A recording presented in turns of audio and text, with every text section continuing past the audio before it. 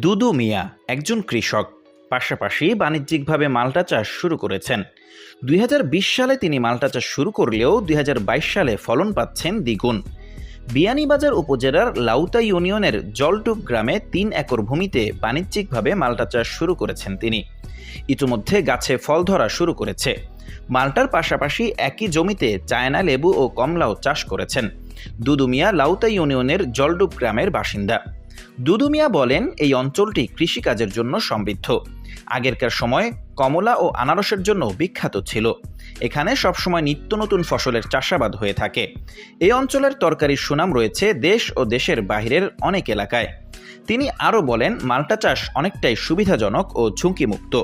অন্যান্য ফল ঝড় বৃষ্টিতে ক্ষতিগ্রস্ত হলেও মাল্টার তেমন ক্ষতি হয় না, তাই ব্যবসায়িকভাবে চাষ শুরু করেছি।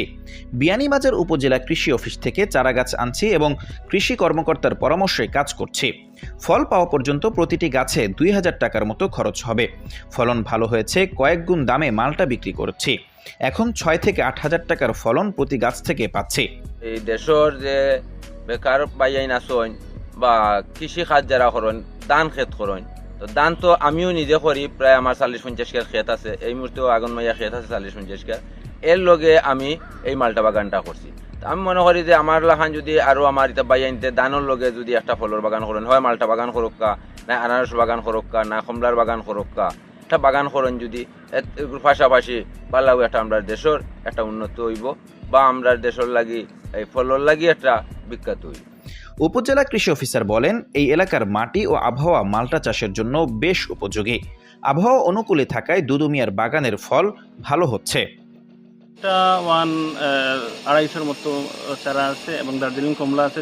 কমলাগুলো এখনো যথেষ্ট বয়স হয় নাই, ৭-৮ মাস হয়েছে এদের রোপণের।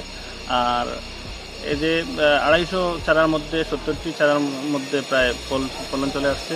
বাড়িমালটা এটি বাংলাদেশ কৃষি গবেষণা থেকে উদ্ভাবিত একটি জাত, অনেক সুস্বাদু একটি জাত।